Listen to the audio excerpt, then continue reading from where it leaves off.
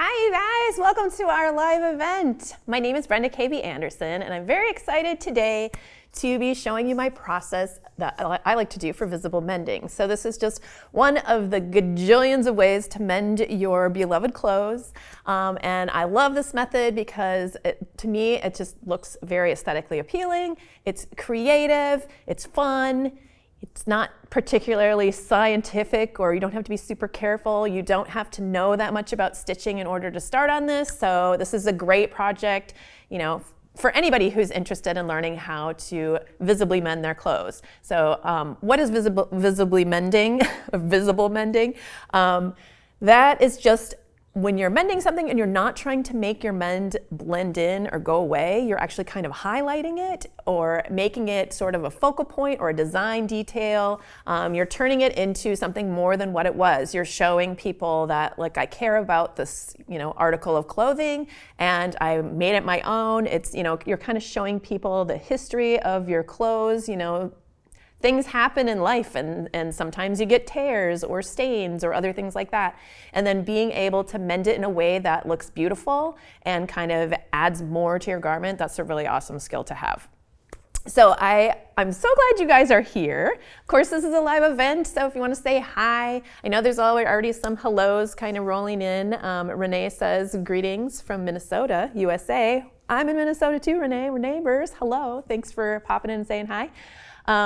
But definitely say hello. Let me know what you're interested in learning. We're always open to hear about what you guys want to do. I like to learn new things too, and I like to get inspiration from you guys for future projects. I do a lot of live events, crocheting and sewing mostly, some knitting also. So if you guys have any future ideas, definitely let us know. Also, if you have any questions about what I'm doing, if you have any comments, if you have suggestions or advice for other people who are going to be watching this event, then definitely put those in the chat as well. We would love to hear from you guys. So today is day 3 of the Sustainable Stitches series that Craftsy is doing. And the first day we did the Lucky Leaf pot holder, and that's a really awesome quilted project using small amounts of scraps. And then yesterday I did a live event where I taught people how to make this flare sleeve tee. It was like an upcycled project using t-shirts that you already had or t-shirts you thrift, cutting them up and putting them back together to make something cool and fun. And of course today we have the visible mending, which we're going to get into now. So, all right, so let's talk a little bit about materials that you'll need for this. So of course you're going to need whatever it is you're mending. So I'm going to be working on a jean jacket here, but you could be mending really anything with this technique. It is a little bit more suited to woven fabrics because we are using a thread that doesn't stretch. So if you want to mend something that's a knit, I don't want to stop you from trying this technique out on it because you probably could use it, with good success. But it is something to pay a little bit more closer attention to if you are using knits. So this is more kind of geared towards mending woven fabrics. Okay, so it could be like denims or cotton, quilting fabrics. It doesn't even have to be garments, actually. It could be a quilt that you're working on too. You could use this really for mending anything that's a woven fabric. So also, besides the article that you're going to be mending, you're going to need some sort of hand stitching thread. So what I mean by hand stitching thread is normally we kind of gravitate towards a thicker thread. Oftentimes people will use embroidery floss. Also, part of my project is very heavily influenced by sashiko stitching, which is a Japanese style of stitching and mending, and adding really cool running stitches to things, which I'll be showing you a little bit about. But there is a special kind of thread that's specifically for that, so you could be using that here too. I am going to be using Sulky brand hand stitching thread. They're called Petites, and they are a really awesome, I'm very excited about these. I am used to using embroidery floss, and I hadn't tried these before maybe a couple of weeks ago, and now I'm like hooked on these because what you have here in this thread, this is like the same, one strand of this is the same as 2 strands of embroidery floss, or 2 of the little threads in the embroidery floss. And it's on a spool. It has this little, little way to keep your threads from unwinding if you throw them in a bag or put them away in a drawer or something like that. Keeps them all nice and tidy. And those of you who worked with embroidery floss before, you know how it is when you start to pull the strand out and everything gets all tangled and bunchy, and that does not happen with these, which is totally awesome. So I've been loving using these. This has been a really great treat for me. I didn't even know these existed before, and now I'm very excited to be able to add that to my collection of thread. So you're going to need some sort of thread. I'm using multiple colors, but you can definitely do this in, very, monochrome. You could do it in whites. You could do it in blacks. I like the look of it contrasting with the background. So that's something to think about. It makes your stitches really show up really well, and it just looks, in my opinion, it looks the best if you have something that contrasts with what you're mending. Okay, and then you're going to need a needle, of course. So you can use an embroidery needle for this project, or I'm using a sashiko needle here, which is very similar to an embroidery needle. It's a little bit longer. You just have to make sure the eye is big enough on whatever needle you're using so that the thicker thread can go through easily. And it should be, you don't want too big of a needle though, because it's going to be hard to get it to go through your layers of fabric. So those are kind of the things to think about when you're picking out your needle. But you could use an embroidery needle. Depending on what you're mending, you could use a chenille needle. These sashiko needles are nice too. Just something that will fit your thread. Also, some optional things that you could be using for this project. You could be using this sulky stick and stitch. So this is a water-soluble, it's a sticky adhesive stabilizer for your project. So if you're working on the embroidery, you probably don't need this for the running stitches section, but if you're working on your embroidery, this can really help stabilize your piece as you're stitching it, and we'll kind of go into this a little bit more later. I really love this, and this you can print on your computer, which is, on your printer, you can print out, an image. I actually have templates in the back of your download that go along with what I'm going to be teaching you today, so you can just go ahead and print those out. You can cut them out, stick them onto your project, and just follow the lines. It makes it really simple, really super easy. So that's an option too you could use. Also, I'll be using an embroidery hoop for a little while during my project. You don't have to have one of these, but it does help, especially if you are going to be doing some embroidery on a thinner project. One thing to think about though is take a look at the area that you're mending. It may be too small to get an embroidery hoop in there, so think about that. Smaller embroidery hoops are great to use on things like mending because you'll be able to put it into the pant leg or into a sleeve or something like that, whereas the larger hoops won't really fit. So that is something to think about. You don't have to have an embroidery hoop though. That's just kind of an optional thing. And later on we're going to be doing some patchwork. Let me show you what this looks like. So here's an example of one of the ways that we're going to patch this, and you can see here there's a circle here of green stitching and a circle here of blue, a circle here of dark blue and pink stitching, and then there's some other lines that go vertically that are in orange. So the way that I got these circles traced on, I had just grabbed some lids, some plastic lids. You could use anything that's a circle in your house, doesn't matter what, and you can use that just for a template to draw your circles. This is an optional thing too. You don't have to be putting circles into your work, and we'll get more into that later. And you may want to have some sort of marking tool. If you really want to have very straight running stitches, you could give yourself some lines to follow. That's optional too. I just usually eyeball mine because I'm not too concerned about them being absolutely perfectly uniform. I think of this project and this style of mending as more organic and more like just kind of how life is, It's not going to be all perfectly aligned, It's kind of more like a little bit more of an art than a science to me, this type of mending. So, but to you, it may be different.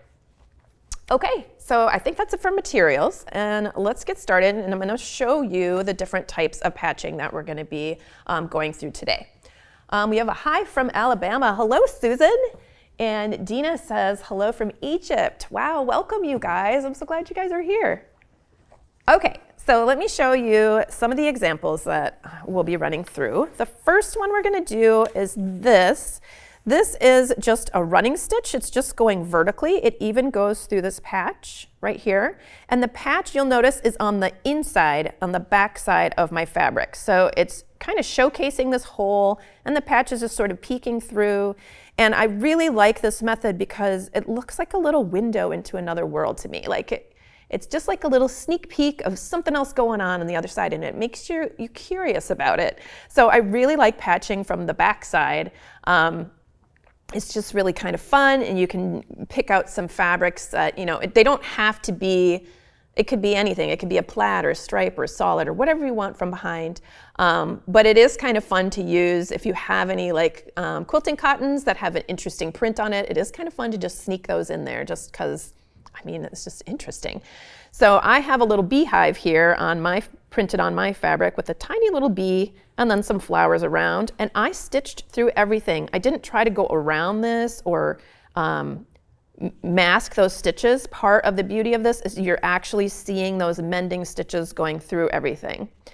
Then after I patched it, I added these little embroidered details. So I just embroidered on top of the print that was already there for these two flowers. And then I thought, okay, that's cool, but I like this idea of the beehive being kind of sitting on the inside of my jacket, like it's a little door to another world. And then I thought, wouldn't it be fun if there was a bee flying out of it? And so I embroidered this little bee here. And so we're going to be going through, you know, how to add these little embroidered details to your pieces to kind of break up just the stitching, add another layer of just fun to your project. All right, so this is the first thing that we're going to be going through, and then just really quickly, I will show you the other examples. Here's another example of patching from behind and adding a little bit of embroidery detail. So I just had a denim patch put behind, and this time you'll see instead of just straight running stitches, you see these little plus signs. So this is a running stitch going this way and then a running stitch going vertically, and then I added some little embroidered details onto that to make it a little bit more fun. And then the third style that we're going to be talking about, I already kind of showed you this. This is just patches laying on top of your work, which is another fun way to do it. And I think of this as kind of a collage of sorts. And this is really great for patching holes when there's multiple small holes in a place and you need to patch kind of a larger area. It's kind of fun to break it up and put multiple patches on there in different colors instead of just like one big patch that covers up all those holes, or patching a million little tiny holes, which takes a while. So this is more just highlighting those patches. They're laying on top here.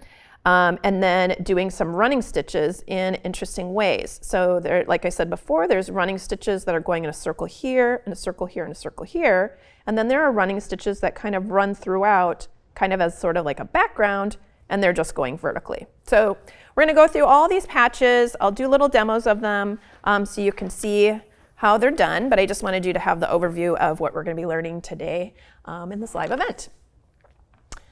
All right, let's see. Emmy is saying, what's that t-shirt? Okay, you're talking about the shirt I'm wearing, I'm assuming. So this is, so on the front of my shirt is, it's a picture of Bruce Springsteen. It's my Bruce Springsteen shirt. And then I have, on the sides, I have Badlands National Park, and then I have Astoria, Oregon t-shirt here. And this is a shirt that I made out of 3 different t-shirts, and I cut them all apart. Yesterday I did a demo on this, how to cut them all apart and put them back together. But I'm a big Springsteen fan, so hence the Springsteen t-shirt here that kind of got cut up and reassembled. Sherry B is saying hi from Germantown, Wisconsin. Hi, Sherry. And we're getting a hello from Lisa Victoria in Tucson, Arizona. Hello. And we have a hi from Sri Lanka, Naz Shafiq. Hello, welcome. And we have a hello from Illinois, Minnie Schnauzer. Welcome, you guys. I'm so glad you guys are saying hi. I'm glad you guys are there. Okay, so we are going to be talking about patching from behind first. One thing I want to point out is that if you are using a quilter's cotton or something that's a little thinner to patch something that's thicker, for example, like I'm patching this denim, it's pretty thick. I don't really like using very thin patches to patch thicker fabrics because I feel like it's going to make a weak point. So you can do a couple of different things. You could flatline it with something like denim, which is what I've done here. I just did a running stitch around the edges to make it a little bit thicker. That's what I'm going to be using here for this patch. Or later on, we're going to be going over this sort of collage of patchwork here. That's okay to use if you've got multiple pieces of the lighter weight fabric going on top. Or if you have smaller holes, it's okay, because those threads that run out through everything make it nice and strong. But you just don't want to patch a large hole like this hole with a thin piece of fabric, because it's not going to be as strong as you would like it to be. Okay, so I have cut out my fabric and I've just done a running stitch all the way along the edges. Here, I'll just show you how I do that real quick. I'm just going to grab a little chunk of this denim. So when I'm patching things, I like to use what I have on hand. I don't normally buy anything for my patchwork. I just use, right here, I made a pair of cutoffs and I saved the denim from that project. And so that's what I'm going to be using here to reinforce my patch. So I'm just cutting here along that seam so I can open it up and cut my patch out. So before you do this, you may want to just place, if you have an interesting print, you want to place it behind that window and kind of figure out about the size you want. You want it to extend past past the hole by, about an inch or so. So you can see it's extending past that hole by a bit. You don't want to cut it close and have it come just to the edge, because that's going to make a weak point there. Why not just have it extended a little bit further, make a larger patch, and it's going to make it nice and strong. So take your time. If you're using a printed fabric, take your time to put it behind that little window and see what it is that you'd like to see through the window. Because it's going to take a little while of hand stitching time to get that in place, and you want to love it when you're done. All right. And I'm just going to grab a little thread here, and I throughout this whole project, for everything, including the running stitches and the embroidery stitches, I have used a double strand of this, the Sulky Petites, the hand stitching thread. So I just loop it through my needle like that, thread through my needle, and use it doubled. And that's a really great thickness, I feel like, for all of the work that I'm going to be doing today. If you are doing this kind of technique on something that's a lot thinner, like a thinner fabric, you want to choose patches that kind of are similar in weight to whatever it is that you're patching. And then you could think about just using one strand of thread instead of two. It's just something to think about. Okay, so I'm going to hide my knot between the two layers just to protect it a little more. So I'm coming in from the back side there. And then I'm just going to do a little running stitch. It doesn't need to be pretty. It doesn't need to be super even. There may be, and it also doesn't need to be very short. It just has to be short enough that you're not going to get something caught on these threads. Like, you definitely want it so, much smaller than where you could get a pinky stuck in there or something else. You don't want to get anything stuck in that thread, but it doesn't need to be particularly, small. You don't need to be doing tiny, delicate stitches here. So I like to just weave it in and out like this, and then just pull it through. Like that, and then pull on your work to make sure it's not getting all bunchy. Okay, so I'll just do that all the way around and knot it off. And that's what I've done over here on this project here. I just wanted to show you my technique for that. You can use whatever technique you like, though, to attach them together. And I should also note that I am not worried about these edges fraying. I know that seems like against everything that we're taught, right? Like when you're sewing things, especially if you started sewing in more recent decades when everybody serges the edges of everything and you finish everything, super carefully so that nothing frays.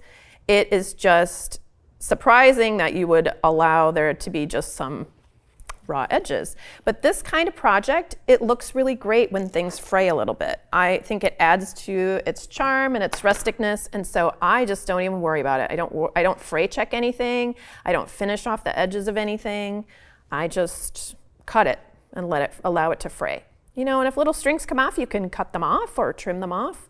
You can always add another patch if something really starts to shred, but I haven't had that problem at all in my pieces. Okay, so here is the hole I'm going to be patching. I am going to place my patch behind that hole. So I'll just turn it this way. Sometimes you might not be able to turn it inside out to look at it. And if in that case, you just kind of place it in there and do the best you can by moving things around. So I'm just going to kind of look at the space, lay it in there, hang on to it when I flip it around so I can see.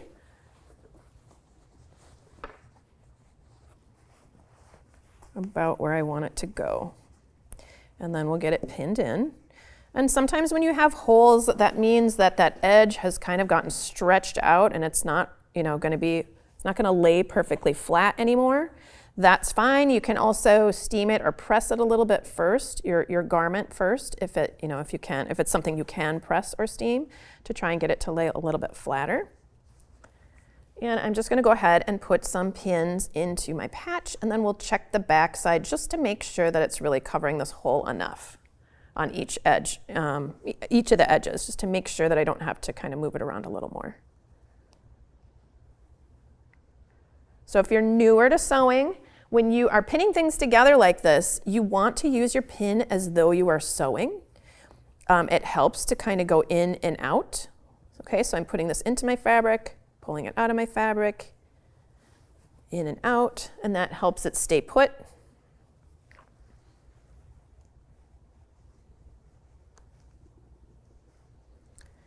And let me just check the back here. Just wanted to make sure that it's fairly centered. It looks pretty good to me. Okay.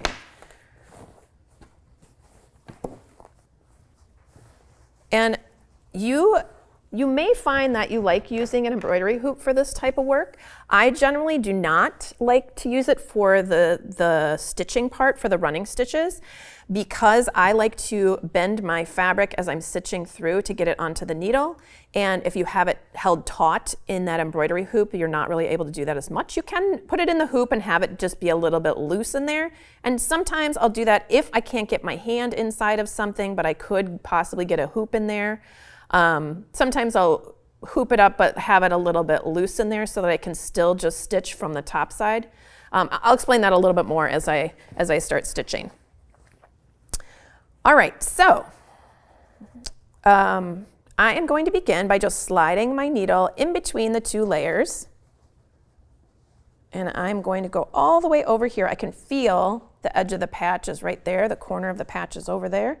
So I'm going to go all the way over there and come up in between those layers. So that way my knot is in between the patch. And here, let me just show you on the back. The knot is in between the patch and the fabric there. The fabric of the jacket, I should say. Okay, and so now I am going to just start doing my running stitches. Okay, I'm just feeling with my fingers to make sure I know where the patch is. You could also draw a little rectangle on the outside if that helps you. You can also, another thing you can do is you can turn it this way and do a running stitch through near the edge so you know where that edge is. I just like to start on the front side because that way I can get all my rows to kind of go parallel, and I don't have to worry about matching it up with an exact edge of this patch. I just want it kind of to catch those edges a little bit. What I mean by that is I'm going to be making these lines that go off the edge of the patch, and so it's going to extend further than the patch, so we don't need to worry about getting like whip stitching the patch in there or anything like that. Okay, so I'm just going to be taking some stitches in and out like this, and they're about 1/4 of an inch long or so.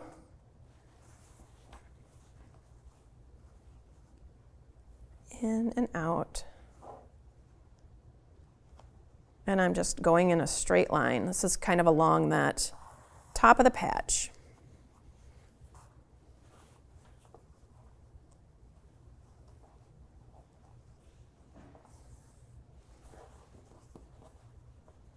And I can feel my patch is about right here, so I'm going to keep going a little bit more so that I'm off the edge of my patch. Then when I get to the end, I'm going to turn my work around upside down because it makes it a little easier since I'm right-handed and I like to stitch from right to left. And on my very last stitch, I'm going to go over here like I'm doing a back stitch, sort of. And then I'm going to come up right there. So this is making kind of the distance where where my stitch isn't. Here, let's see. Maybe I can show you with this. So there's a gap between my stitches right here. The same distance from there to there, that's where I'm coming up. So if you think of that as being like a little bit of an L shape, I'm going to pop up right here. And then I'm going to go down right there. So I'm making the opposite path about 1/4 of an inch above that line that I just stitched. So what I mean by the opposite path is you can see where there's no stitch here, directly above it, there's a stitch. Where there's a stitch here, directly above it, there's no stitch. I'm going to remove that pin because it's kind of in my way. We're going to go in here and out, in and out.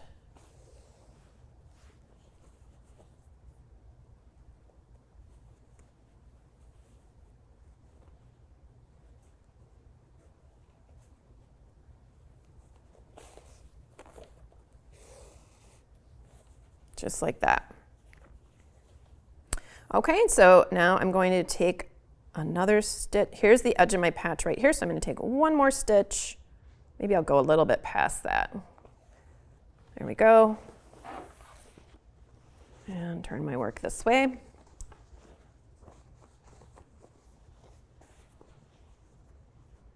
And I'll come to the outside. So it's almost like you do a little back stitch to finish that very last stitch.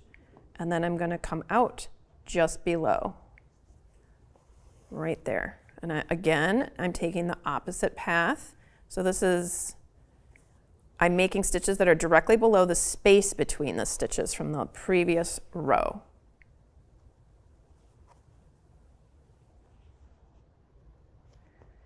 And when you get to all this, the rips and tears, you just ignore them. You just keep going. It seems a little awkward at first to just be sewing through that, especially when you can't actually see what's going on very well. But you just continue on, and it'll look cool. I promise. All right, so every once in a while I like to pull on my fabric just to make sure that it is not getting, constricted by my stitch work there. You don't want it to be you don't want your threads to be pulling on your fabric. You want them to lay pretty flat.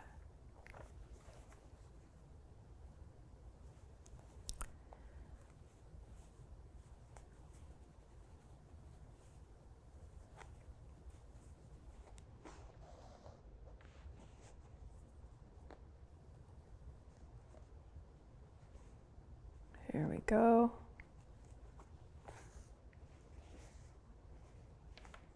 Maybe I will switch to, I'm feeling like maybe this color is not showing up as much as I would like it to. So I am gonna, oops, I got a little bit off there too. I'm going to cut this. I got a little distracted because I was worried that the color wasn't showing up well enough. So I'm gonna switch to another color just to be sure that you guys can actually really see what I'm doing here. Oh, here, I'll just pull this out through the back.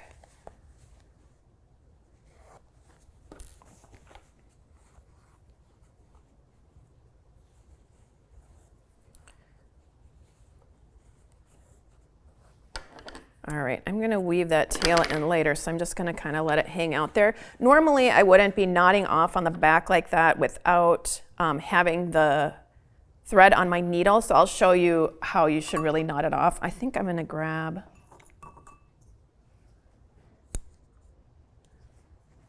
this one, might show up a little bit better. I think. Yeah, maybe you guys can see this one a little bit better. I'm gonna switch to this color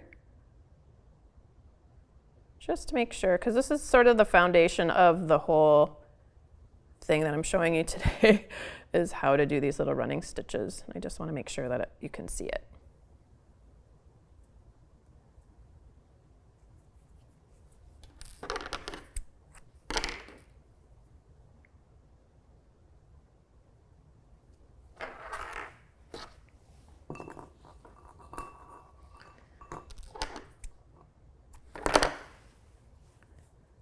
Alrighty.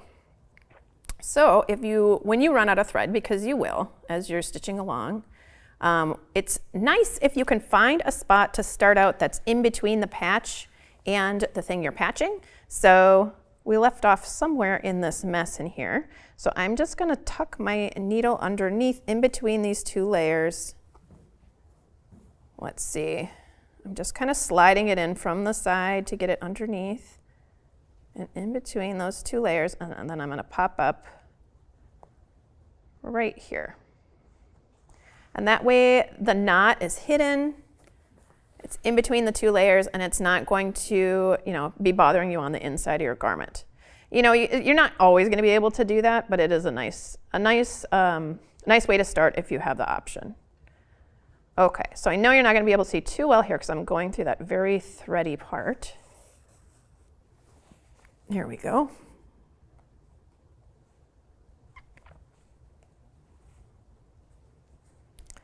But I think you'll be able to see with this color a little bit better.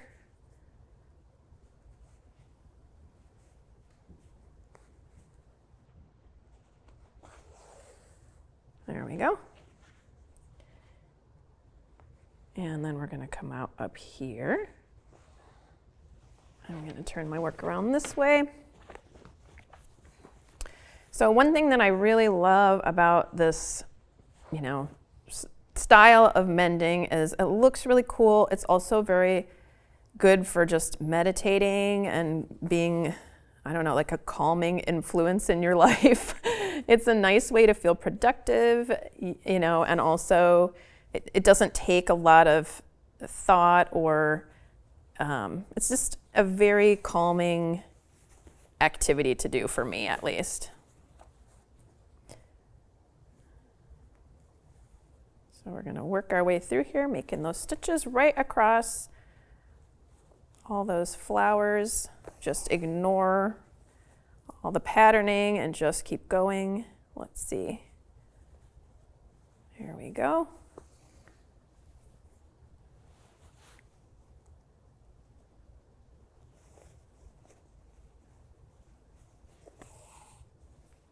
And here I've come to the end of my patch. I can feel it. And I'm going to come underneath and come out right there. So when I do that, I think about this as being like a little triangle shape almost right here, just to help me kind of space things. We're going to go in and out, in and out.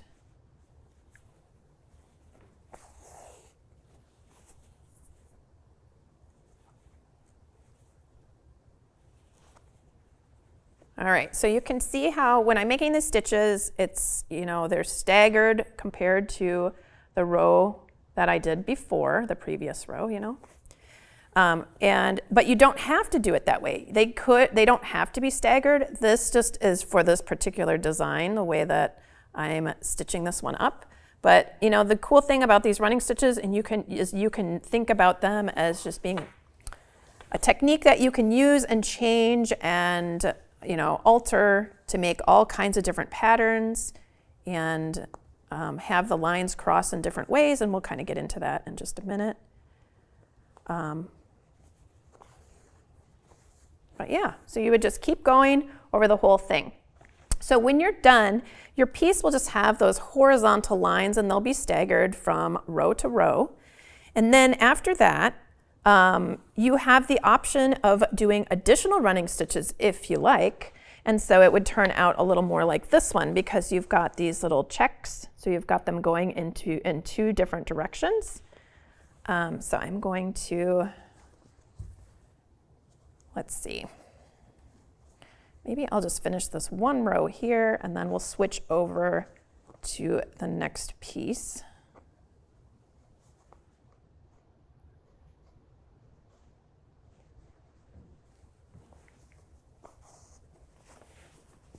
We've got lots of comments coming in, so I'm going to be checking those in just a second here.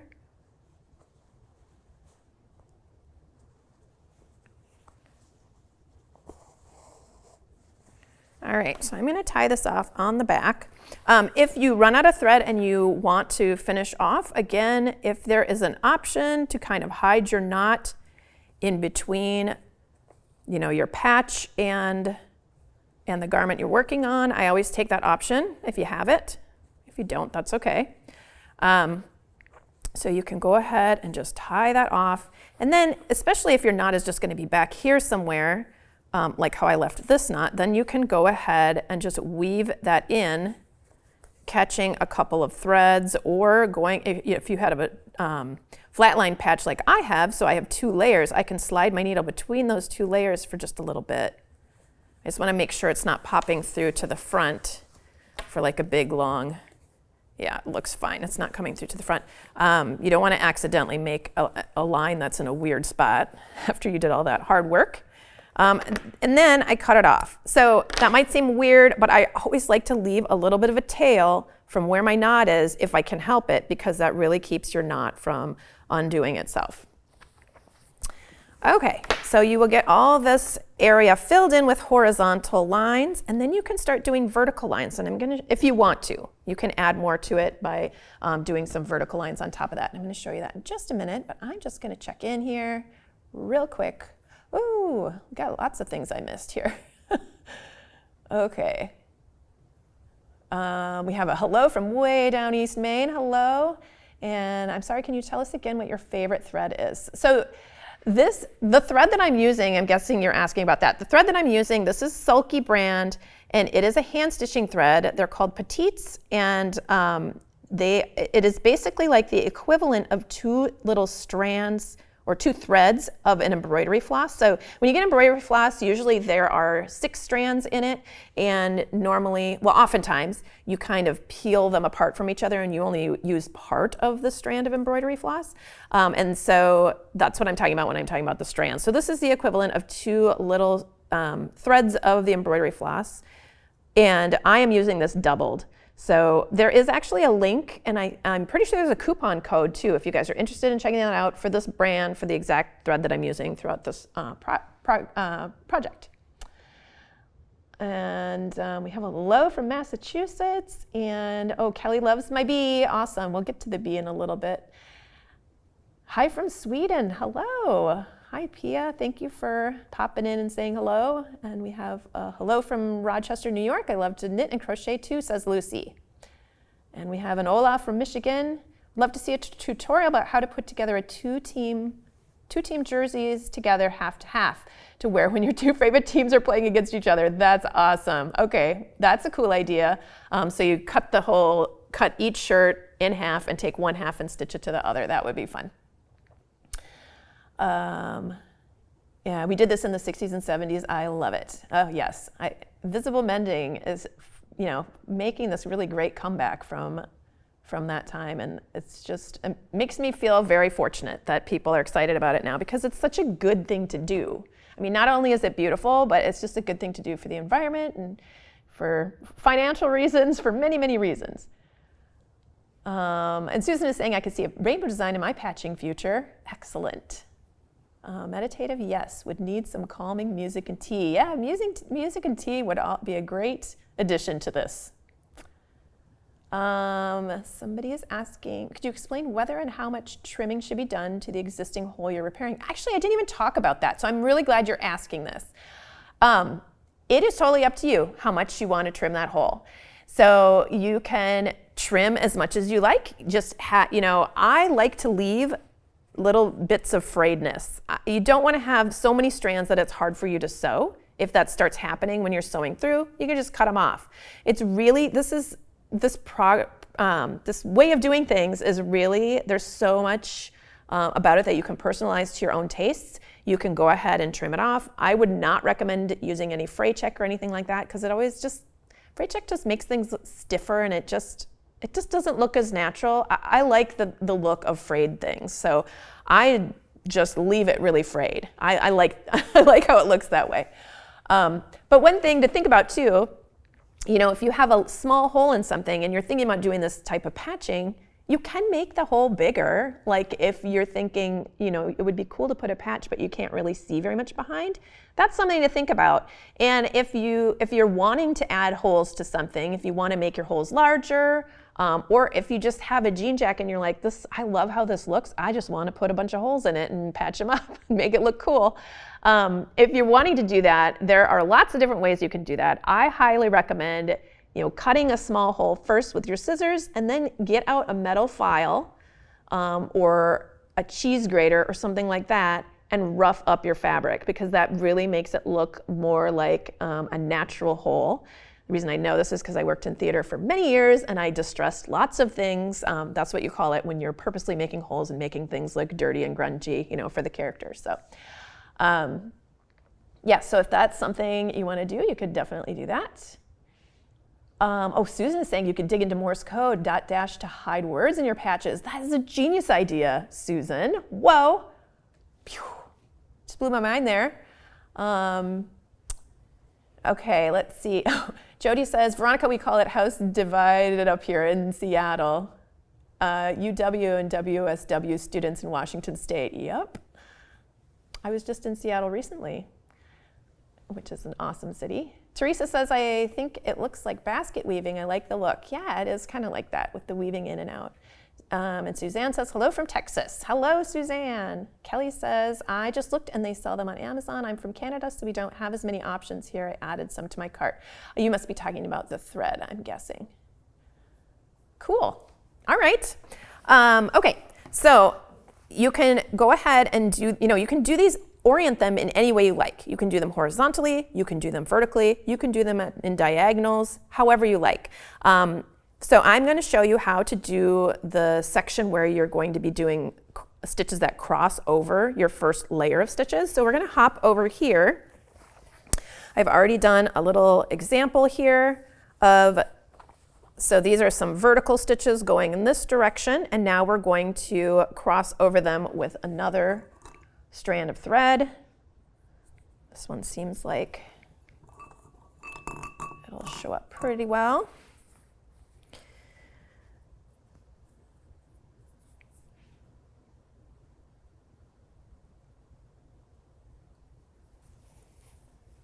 And as far as thread length, if you guys are wondering about that, I am one of those people who likes to make a really long thread length, so I have to thread my needle a little less often, and I'm pretty good at managing my threads. However, if you're newer to stitching, I definitely recommend keeping to a shorter stitch length, like maybe 20 inches or less, maybe even less than that, because the longer it is, the more chance of tangling, and that's just a frustration nobody needs.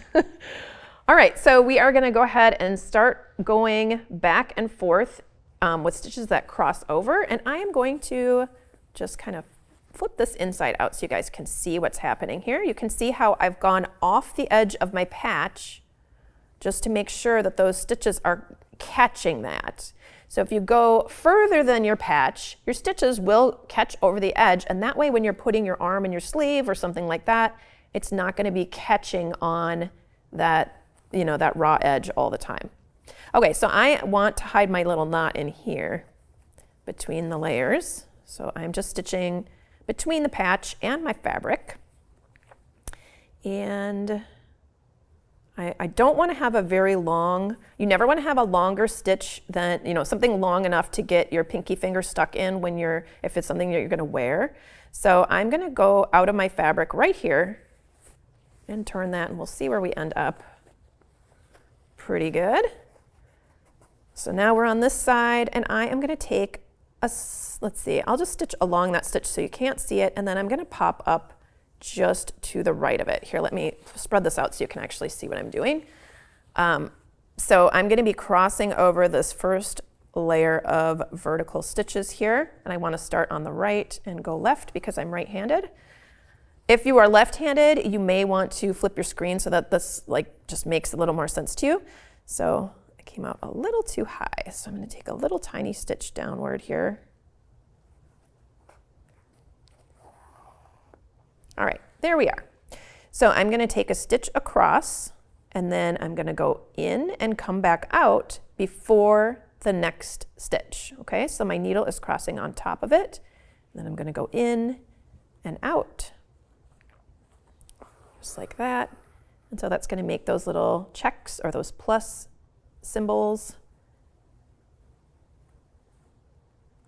And the more you do this, the more you're going to get used to just the stitch length that you naturally want to do, and it's going to get quicker. I know this seems like this takes forever, and also it isn't, you know, this is one of those projects that I don't even mind it taking a while because it's just a calming project to do. If this was something that you felt like you had to do quickly because you wanted to get it mended before you wore it out for the weekend, you know, just be aware that it will take a while, but you'll get faster and better at making your stitches an even length as you do this. So here we are in the second row. Just make sure you're just taking little stitches into the fabric so that your needle pops out in front of those vertical strands. Like that.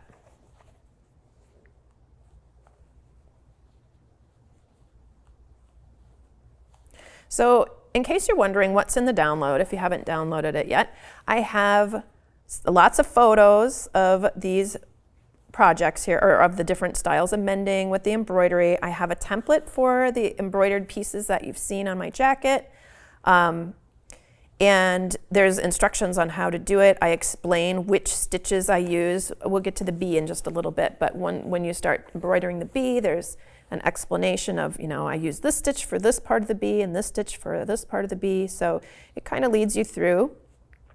It's a really good reference to have if you want to make things look like the project or the mending samples that I have in this event today. But, you know, I hope that you just use this as sort of a jumping off inspiration point. You know, you can use these running stitches in all sorts of different cool ways.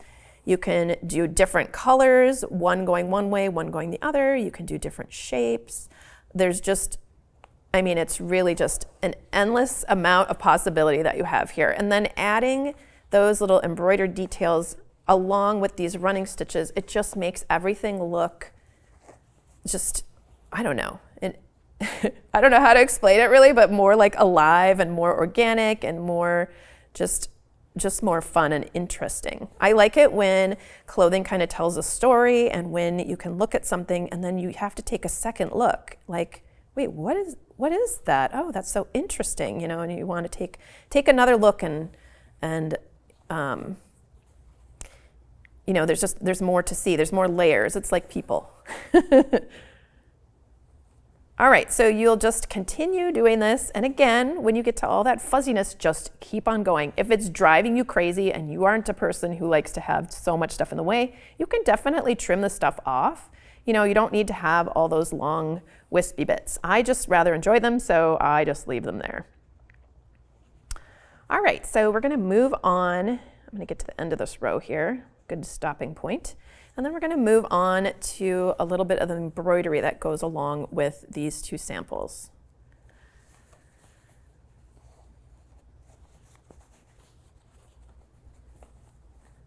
All right, I am going to just take a little stitch into my patch here. And that way, I'll put my knot here. And then I can kind of weave, like I was talking about before, I like to leave a little bit of a thread tail kind of woven in. I don't want to see this on the outside, but I'm just weaving it into the patch so that way I can cut it over here. That tail will stay put, and then it's not going to, that knot will just be a lot stronger with an extra little tail sticking out of it. All right, so you can see what that's looking like, all those cute little plus marks or check marks that we have going on there.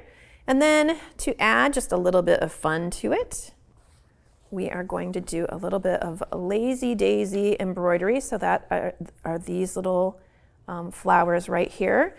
So this is kind of a variation of that embroidery stitch. I'm gonna grab the white here.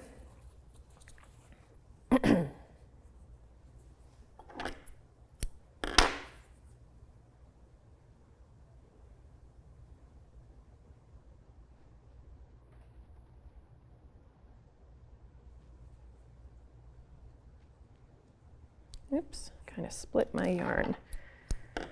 Should probably be using my needle threader for this today. I always dream I'm going to have like a little piece of felt with a whole bunch of needles pre-threaded in it for these live events, and then I never remember to do it. So you guys don't have to keep watching me thread needles. All right, so here we are. I'm going to be making one of those little lazy daisy flowers. And I do have on your template, I did do a little, just an example of how you start everything out. So it's just a bunch of little spokes coming out from near the inside, and we're gonna fill in that inside dot with some satin stitching.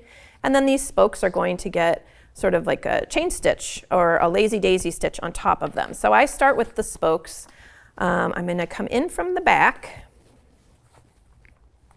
and you can choose if you wanna have this like actually on your overlapping the running stitches. Actually, because I haven't done the crosses there yet, which I plan to finish later, I'm gonna do my lazy daisy up here.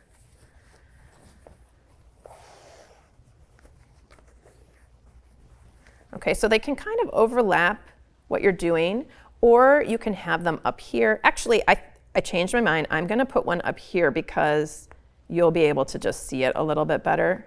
But I like to have some of them on the, oops, here we are. Grabbed a little thread from behind, there we go. I like to have some of them on the running stitch section and some of them kind of floating off to just sort of make that transition a little bit more fun. Okay, so I'm just gonna imagine this is the center of my flower. So I'm just going to be taking a stitch and going back in nearby. And we'll do one. Actually, I want to come out directly across from that. That makes it a little easier to divide this up evenly.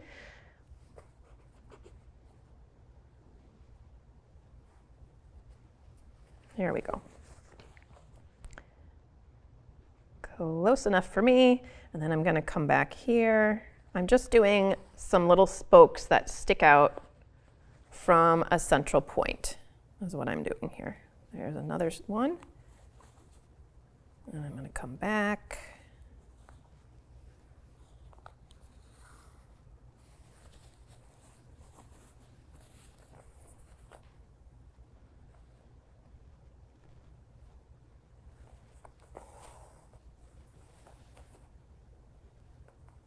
And you could spend a bunch of time trying to get them all perfect and even, exactly the same length as each other, but I never bother because I feel like you could be seeing the flower from a slightly different angle. You're never really seeing the flower exactly from straight on. All right, so after you do the last little spoke, you can come out near any one of those spokes you like. And then I like to hold this up towards the top with my thumb to just get it out of the way, go in at the same point, and come out over here at the tip. And now you want this thread to be underneath your needle because when you pull on that, it's going to trap the tip of that flower petal right there. Then you're going to make a tiny stitch so I'm going over that strand that I trapped to keep it in place. And now I'm going to come out at the base of the next spoke right there. I'm going to bring this up, hold it there with my thumb, go in here, same space, and come out at the tip like this. And then, see, I'm kind of holding this to the side, so that way it keeps my petal in the right spot. I'll show you what I mean on the next one. I'm going to go in right next to that to trap it in place. Come out down here. So I'm going to bring this up, hold it with my thumb, and go in at the base of the spoke and come out here.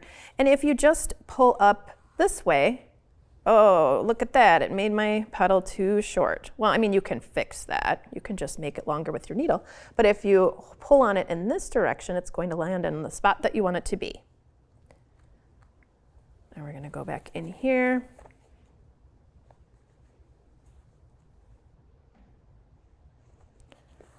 Like that.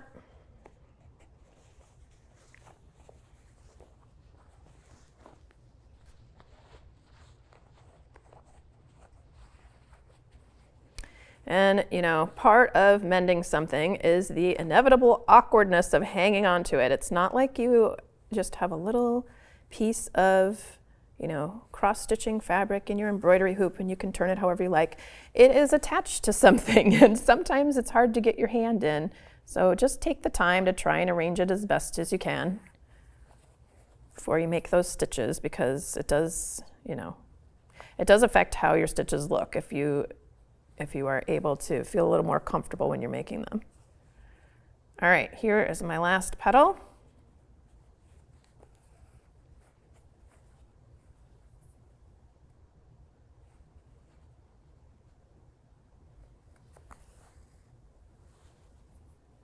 And then I will go into the inside and I'll tie that off. Normally I like to do a little scattering of these type of flowers on my project. And it's fun to do them in different colors, or you can use a variegated thread, which is fun too.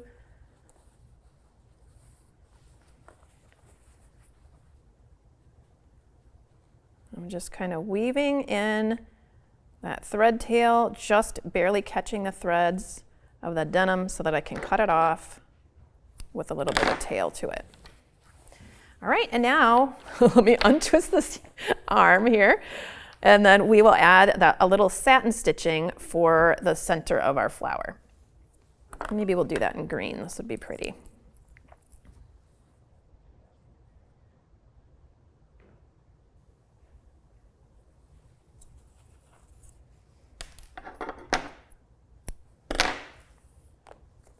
So if it helps you, you can draw a tiny circle in there with like a washable marker if it helps you to see the edges that you are going to stitch.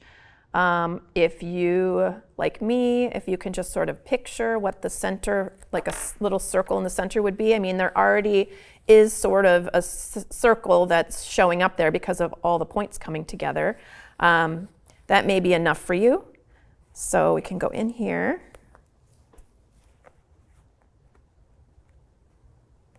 And we're just going to make some little satin stitches here. So that means we're just making stitches that are really close to each other, and they're all going in the same, they're oriented in the same direction. So little tiny stripes just all stacking up. So, yeah, so if I started with a shorter stitch and now I'm getting a little bit longer, to make it look more like a circle.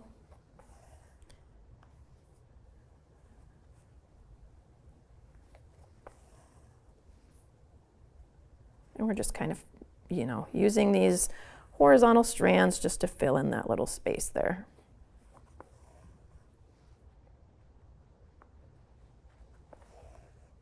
And then you get a little bit of a shorter stitch on the other side of the circle.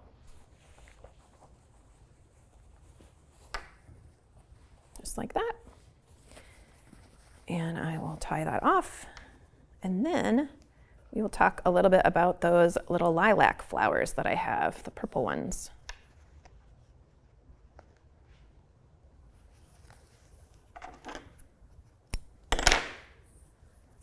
Alrighty. So these flowers here are made with a stem stitch and then some radiating stitches and a whole bunch of French knots. So I do actually have, you know, a little piece on the template that is made for this. I'm going to do a very short stem because we're running a little bit short on time here, and I want to make sure I get enough, give you guys all the information that you need. So as you are working on this, actually, I think I'll just cut this out and show you how this works at this point. So I'm going to be embroidering this little bit here. So you can just cut around it. This was printed out on that sulky stitch and stick paper, and I just printed it out on my printer at home. And then you just kind of peel that off, and it's pretty thin, but it's just stable enough that it helps you, and also it'll help you kind of place your piece. Let's see, maybe I'll put it right here. Like that. and it gives you some lines to follow. So I'm not going to do the whole stem right now because we're running a little short on time. So this is going to end up with a shorter stem. So I'm going to start right here. And when you do the stem stitch, you're taking ever so slightly vertical stitches, diagonal stitches. So this is almost going to be a vertical stitch. I'm taking one stitch forward, and then I'm going to come back up right next to it.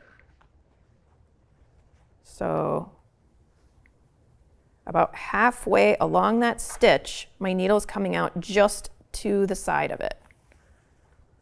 And then I'm going to take a long stitch forward.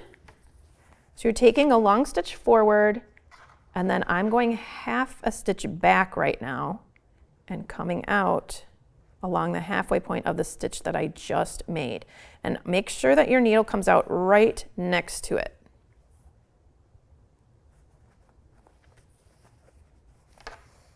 Okay, so you would just continue doing that all the way along the stem. And then you're just going to make some little radiating lines here. And this is what your little lilac is going to have the buds on. So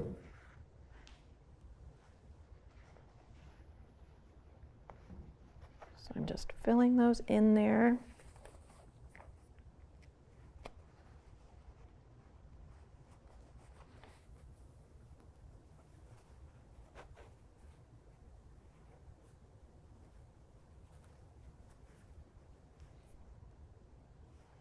And there's the last line. And then I'll show you how to do those little French knots for the flower.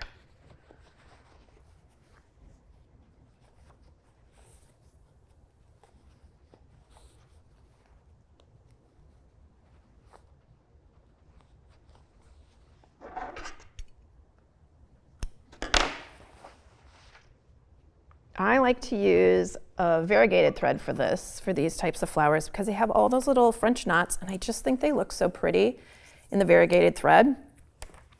Or I think they're called multis, I'm not really sure. I'm coming from a yarn vocabulary here when I'm talking about variegated, but basically it's thread that changes colors. And even though we're using it doubled, it still looks really cool. And kind of blends together, but it gives it a little bit more interest and dimension. All right, so we're just going to be filling in all these little dots, and you know, you can use my dots as sort of a suggestion. You don't have to put a dot on every single dot, but you just go in and make a tiny little stitch right next to where you came out, like this. And then you're going to wrap that around your needle a few times. I usually do about 4, and I like to wrap it fairly loosely. Like you should be able to kind of slide it up and down, and then I hang on to those little wraps as I pull my thread through.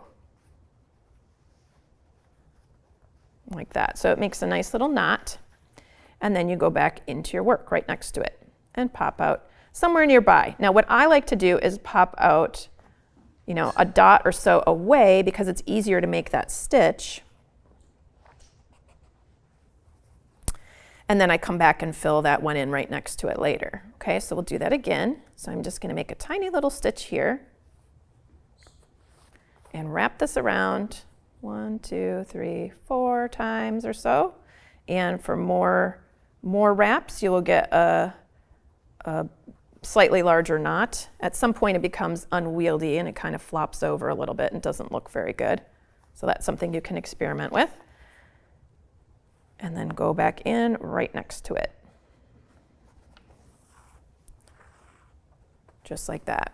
So I just realized I did not explain this stabilizer very well. This stabilizer is awesome because you can draw on it with a pencil, you can print it out on your printer, and then you stick it to your project. You can stitch right into it. It gives you a map of where to stitch. And then after you're done with your project, you wash it and it completely dissolves and disappears. So it has to be something, you know, if you're mending something, it has to be something that can get wet because that's how you get rid of it. But it's so nice because you get to see it on the front of your work. You get to use those guidelines, and it just completely disappears later. So it keeps your fabric from getting all bunchy as you're stitching it, and also, you know, you can see what you're doing. So I really like using it. Okay, so you can see how you make those. You just keep on going and filling in all of that, and your little lilac will look something like this. Really pretty little French knots there. And so now we will move on to the next thing I want to show you.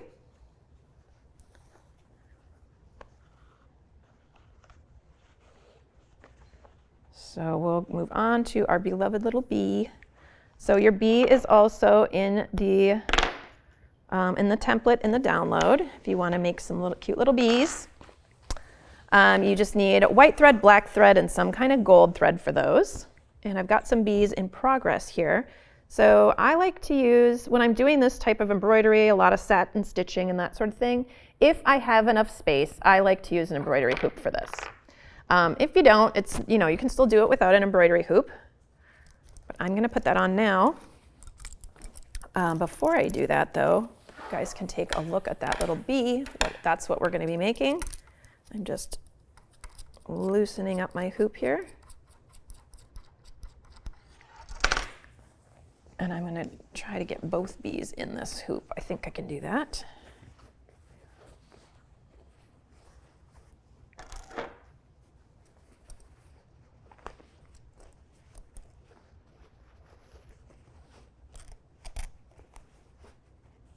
There we go.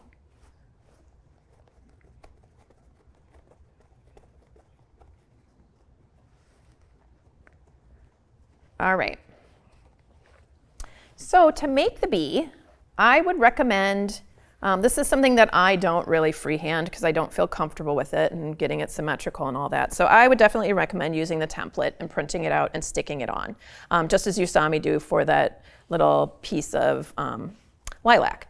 So to start out your bee, I like to do some outlining of the wings first and get that in first, and then I start stitching all the other black parts, and then I move on to the yellow after that, and then I go back in with a little black outline around the body. That's kind of my method. So I've got half of the lines that I want to show you done on this little section of the bee. And I'm going to come in from the back here. So let's do the outlines on the wings. Those are done with a back stitch. Okay, so you're going to come up, leaving a little section for doing a back stitch. So you're coming up right here. Then I'm going to make my stitch just behind it here. I'm just following those lines. So there's my first stitch. And then I'm going to come up. If you hoop it with a little bit of looseness, then you can actually push your needle up here if you're comfortable with that. So this would be what it's like to stitch just keeping your hand and your needle, well, your needle does go to the back side, but you're mostly keeping your hand on the front side of your work to be able to do this. And that is beneficial for if you're doing something like a little sleeve, if you're putting something in a smaller space and you can't actually pull your thread because it's too small behind. It's better to it's good to know how to do this, to stitch it just from the front side. I do feel like you'll get a little bit more of an accurate stitch, and it's a little easier to make your stitches look perfect if you are going through from the front to the back, and I'll show you what I mean by that. So instead of kind of scooping, that scooping motion, if you're just pushing your needle straight through the back and pulling it out like this, and then you find that little space and come up over here. So I'm coming up a stitch away and then going back to take that stitch like this.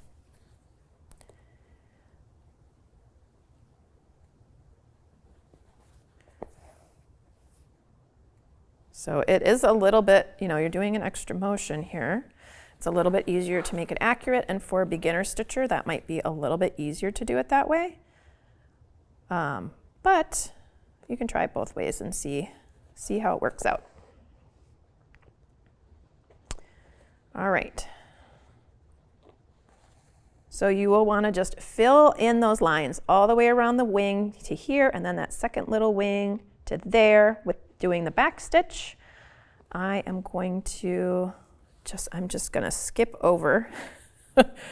I'll fix that later. I'm going to skip over to the little legs here on the front. So the legs are going to be done with the chain stitch, and the reason that it's not a back stitch and it's a chain stitch instead is because it makes it twice as thick. So this is just very similar to how we were doing those daisies. We're going to insert our needle back in here where we came out, and about halfway up the leg, I keep struggling not to say arms, but bees don't have arms. About halfway up, you're going to come out and wrap that around the back of your needle and pull. So this is going to catch that and create a thicker line. So we're going to do that again up here. We're going to go right back into that very same spot where we came out. And then we're going to come out at the very tip of that line, like this. And then we're going to use our thread to catch that loop.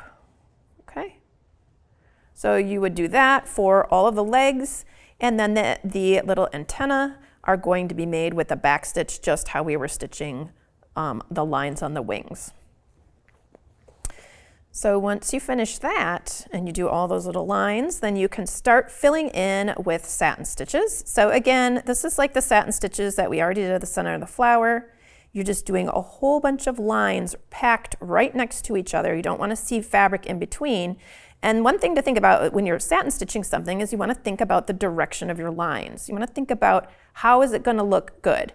And if I were to do my satin stitches in this direction, they would be really long and maybe not the most stable because you could get things caught in there. I just liked the appearance of them going in this direction. So all of the lines are oriented this way. So that means I will turn my work sideways, make a little tiny stitch here on the side of the head, and then a slightly longer stitch right next to it, like this. And then a slightly longer stitch right next to that.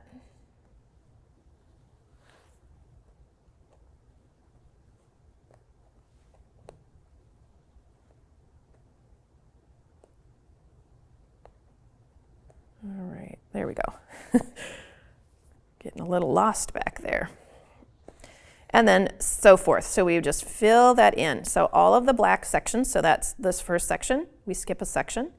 This next section, skip a section, and this section. Those should all be filled in with black, like you can see here on this example. And then once you get to that point, or actually at any point, you can start filling in these little veins in the wings with white. So I'm going to fasten off my yarn back here, or my thread back here. And we'll switch to the white.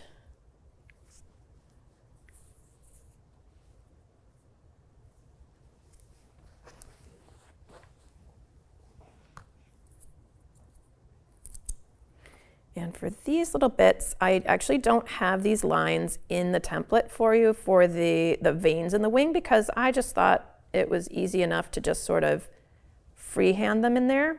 But feel free to draw them in on, and you can use pencil or something like that to mark it on your little, on the drawing of the bee so that you know where you want to stitch if you want to do that first. I'm just going to eyeball it.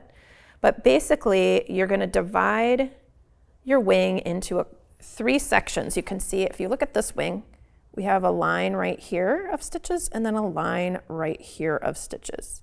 And then we have some vertical lines that are happening connecting them. So you can just do this with those back stitches. So I'm going to come in here like this, take a stitch back, forward. We're going to fill in that little space.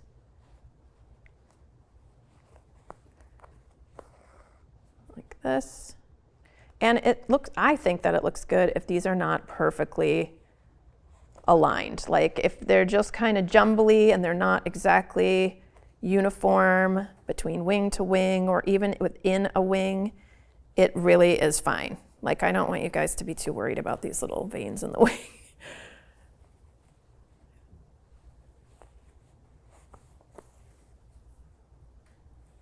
There we go. So now we have it divided, with 2 lines, we divided that wing into 3 sections, and then you can do some little vertical lines in your wing to kind of break that up a little bit. Oops, that came to the outside of the black, which I would probably fix. But in the interest of time, we're just going to let that one go. So we just kind of do some little vertical lines here to make the veins in the wings.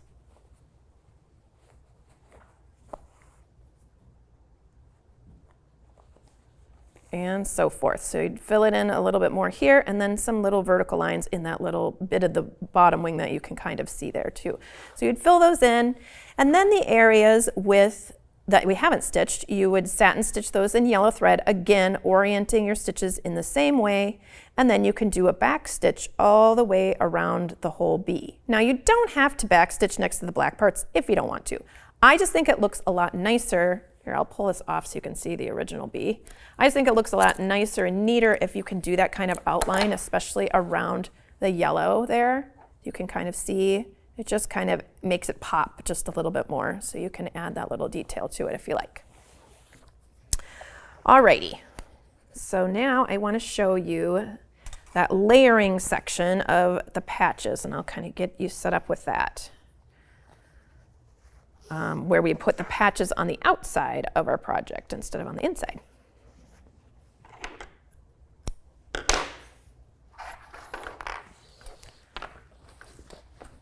All right, so this works great for covering up large sections where you have issues, especially if you have lots of little holes or some stains or just, kind of a large expanse.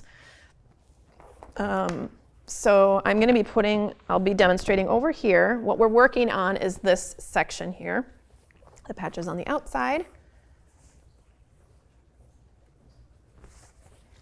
And so I'm just going to kind of eyeball some patch shapes that I think would look nice here.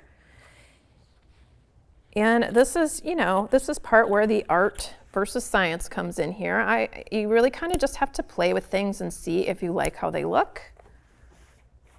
You don't have to cut out rectangles. You could cut out any shape you want. And I demonstrated that by making this little heart there, because I think it's kind of fun to throw in other shapes as well. You could do diamonds. You could just do a jagged shape. It really does not need to be, you just make it however you feel. So I'm going to do another rectangle here, like that. And maybe I'll choose this kind of fabric would look pretty, I think. We'll do a little heart shape out of this one. So I do have a template for the heart, if that's helpful to you. I am just going to cut my own out of here and we'll see how it looks. I'm just trying to do things kind of quickly here.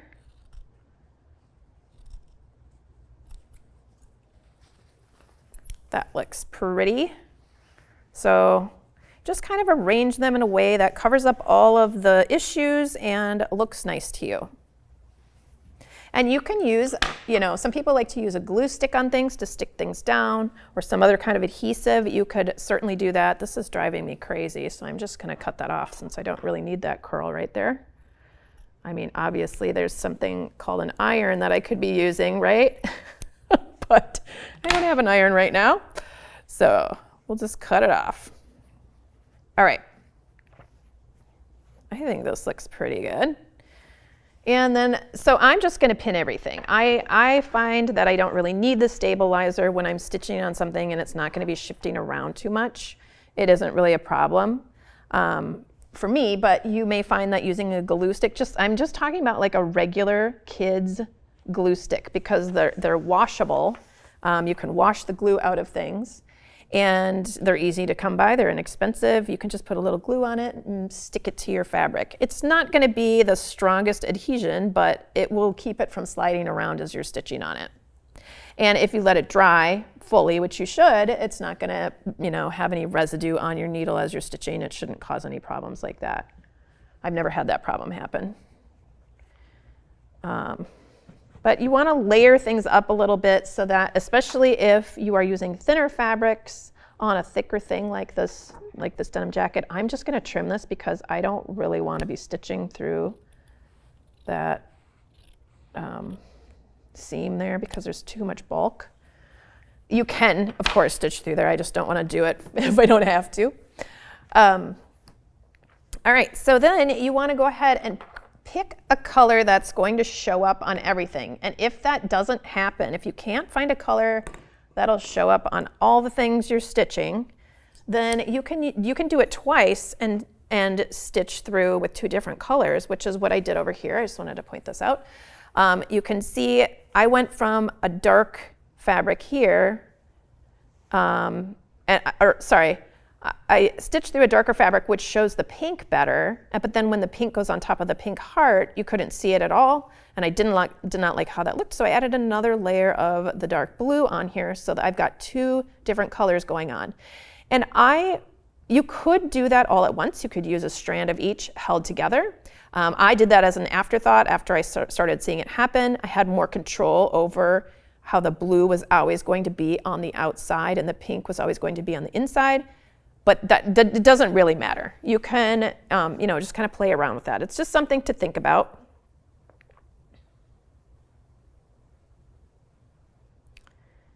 All right, let me get this threaded up here.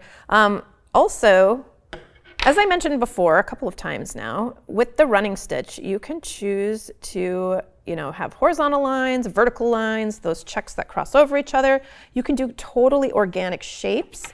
I'm trying to keep things a little bit simple here with these circles. So what I did was I just traced around lids or other circular objects you might have in your house. Let's see, I hope this shows up on this fabric. I'll be able to see it, but I just don't know if you guys will be able to see it. But I really like how it looks when the circle extends off of the piece a little bit. Kind of arrange things in a way that looks nice. So I'm just using that to get these nice little circular shapes marked in on my project. So there's a circle. I know you can't see it very well over here, but you can imagine, right? We all have imaginations.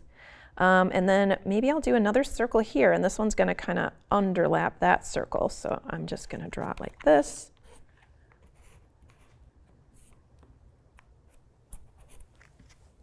And I think another one over here would be kind of nice. Maybe right here. Sorry, I know you're not going to be able to see it on that darker blue very well. But maybe your brain will connect those shapes. But I like to just kind of play around with where the circles go. You don't need to have 3. You can have however many you want to. And then you can go ahead and start stitching in those circles. So just stitch right on the line to begin with. I always start with the one that looks like it's sitting on top of the others, but you don't have to do that. Also, it's nice to start with the one that has the most, that's holding down the most stuff. So this one's overlapping all 3 patches here. So this will be a great place to start, I think. So I'm going to come up I'm going to come up in between my patch and my garment with my knot. And I'm just doing that same running stitch we did earlier, okay? So in and out, in and out. like this.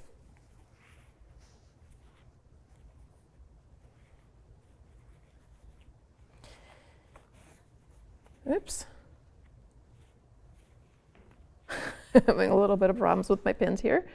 That would be another reason that it might be good to do a little bit of a glue stick situation. Glue your pieces down, and then maybe you don't have to use the pins. There we go. So in and out, and so you can see here I am, I'm just stitching on just that one layer of the jacket, but that's fine. I like how it looks when the stitching extends past the patches and just kind of blends in, kind of drifts off into the garment itself. I think it looks nice. It also adds a little bit of strength to your piece right there. That's, you know, close to the patches. It keeps your fabric from stretching out, which could cause more ripping. It just stabilizes it just a little bit more, which is one of the things I really like about using a running stitch.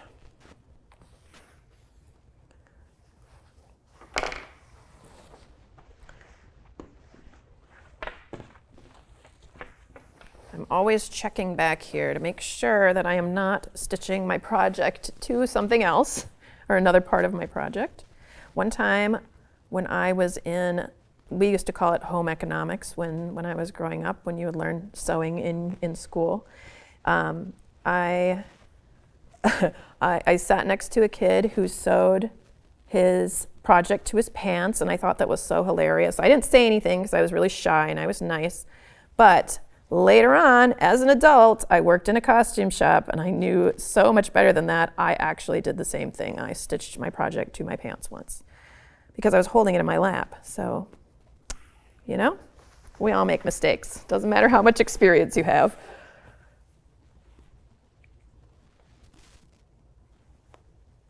All right, so I just want to get around this circle so that I can show you how to figure out where to put the stitches on the next round. And I'm almost there. Oop, I got a little accidental knot here. There we go. There we are. So in and out, in and out. And I'm, you know, going through all of those layers. If you find this easier to sew in and sew back out, you can. It does take more time to do that instead of just kind of pushing through.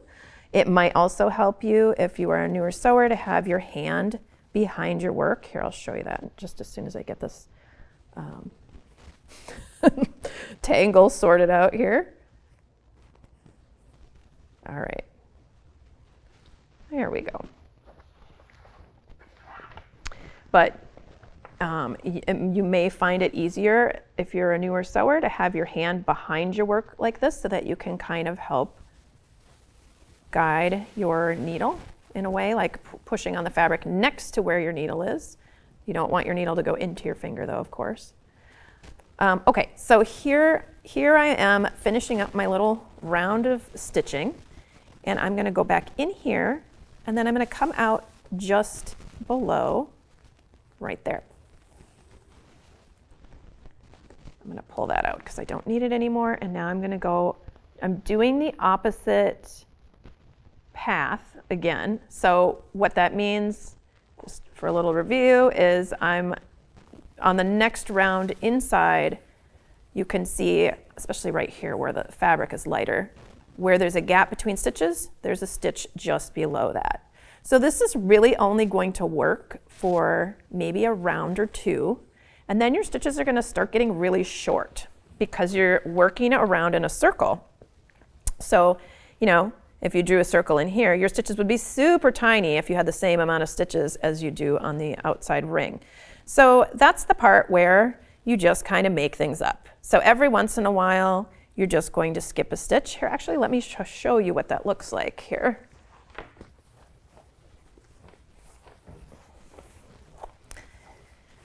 Let's see. So just every once in a while, like right here, as I was working around, I did not put a stitch right here. That's where so there's a little gap right there, And I would have put a stitch right there, but I didn't because there's another space right here. So every once in a while, you just have to skip a stitch or kind of fudge things a little. You won't even notice it later. It's totally fine. I'm just pointing this out because you know, now you know to stagger your stitches, but when you start doing those circles, it gets a little confusing. So after you get all of your circles stitched in, so you'll do a circle here, a circle here, a circle here. Then after that, you're gonna go in with those vertical stitches, or you could do horizontal stitches or something else. And you're just gonna kind of stitch up to where those stitches are and then turn around and go back down. So you'll just be doing little sections of stitching. I know it looks like it maybe connects up here, but the threads do not go all the way through. So this would be a little section you do this little section down here, then over here you can go the full length of that piece right there. So that's how you work all that stuff out. And so, you know, it's a fun way to look at thread and running stitches and kind of collaging things together. I really like using different colors for the different shapes, but you could certainly use all white or, you know, all black, and you'd still be able to see that movement, especially if it contrasts enough with what's going on behind it. It just gives it a really fun look of stitching. All right, I'm just gonna go through here and see how many things I missed. I know I was not paying as much attention as I like to all of your comments because I was just trying to get through things because I'm a little bit behind. Let's see. A good way to mending holes in jeans. I think that was a question about this. This is a great way to mend holes in your jeans. Yeah, patching it and doing all those little running stitches makes it a lot stronger. Do I use thread conditioner to prevent tangling on my threads? I do not. I used to use some kind of like hand stitching wax. When I worked in the costume shop and did a lot of hand stitching, that's what I would use. Oh, somebody else is mentioning that too. Beeswax can help with thread tangles. That's what I learned. Oh, that's Colleen. Hi, Colleen. So yeah, I used to use beeswax when I worked in the costume shop. But yeah, it's definitely something to try out. It does seem to work on those heavier weight threads to keep it from tangling a little bit. Let's see. Oh, we have a question. Do I have any patchwork with macrame? Oh, that's interesting. I have never done that, but now I'm interested in learning all about that. Thank you for throwing that question in there. I'm going to be thinking about that. And let's see. Okay. It looks like what type of thread? Oh, okay, and we did have a response about that. We've got the specifics of the thread that I'm using there. And yes, and that stabilizer is really great. Okay, Nakomi is saying, I love how with just a few stitches you can change the look and really embellish even your own stitches. Yes, once you cross them over each other or when you arrange them differently or change color, it looks totally different. It's really fun. All right. It looks like, wow, you guys, I'm so sorry I've neglected all this chat going on here. Oh, white tailor's chalk is a good example of working, you know, something to draw on those darker fabrics. That is a great point there. Let's see. Is the over-the-top patch technique the best and easiest to use on an item that you cannot stitch through to the back? Oh, like if you're putting a patch on a couch or something like that, like on something where you can't get to the back of the fabric or the inside of the fabric. Yeah, I would definitely use the over-the-top patch technique for that. It'll be easier. With certain things, you might be able to open up a hole big enough to slide fabric between whatever, you know, the thing you're patching and whatever's behind it. You might be able, just depending on what it is that you're working on, you might be able to do that and get it in between there. If you prefer the look of how, you know, things peeking through the little window kind of thing, you could think about that, but you can definitely use this just, you know, adding patches directly on top, stitching right into it. That is a great way to patch things where you can't get through to the back. That is a really good point. Okay, and Linda's asking if we're using 2 strands of embroidery thread. We are using kind of the equivalent of 4 strands in a way, because I'm using the Sulky Petites. These are hand stitching thread, and the way that it comes off of here, one strand of this is equal to 2 strands of embroidery floss, so 2 of the little threads in the embroidery floss. And I'm using it doubled in my needle throughout this whole process. So for the embroidery and also for all the running stitches as well. So both of those things. And Sandy is wondering if you could do this on a t-shirt. I think you can. If it is a t-shirt with a lot of drape and a lot of stretch, it might be a little tricky to do that.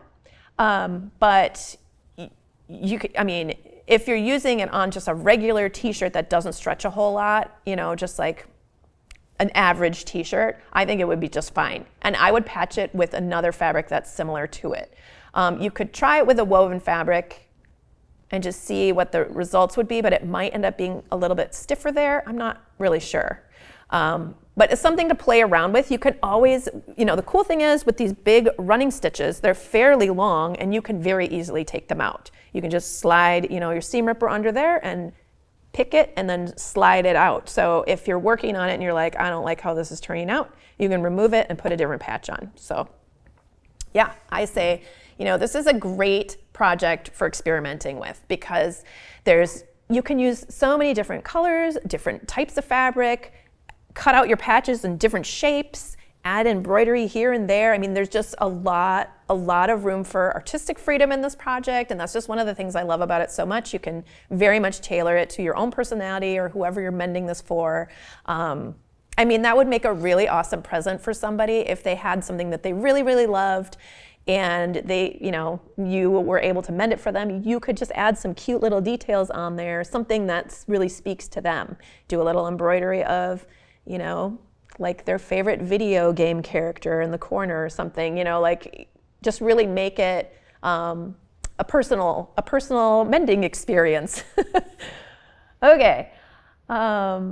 Okay, and Deb is saying it would be interesting to see if all the holes that people buy in their jeans will now be patched with this technique. Yeah. Yep. Could you do this on a a t-shirt? Okay, we've already got that. And I hope you do a class for patching things knitted with yarn. Okay, I was going to ask you guys about that because there are so many more mending techniques. I love mending. I love visible mending. I do it with crochet and with knitting, and there's even in those separate groups, like within crochet and within knitting, there are so many different techniques of mending those projects. So definitely, if you guys are out there and you want to know more about that, let us know in the comments so that, you know, we can arrange some kind of a live event or something for those types of projects. I would love to do more of this. Thank you for bringing that up, Tracy. Okay, and with that, I just want to thank you guys so much for being here. I really appreciate it.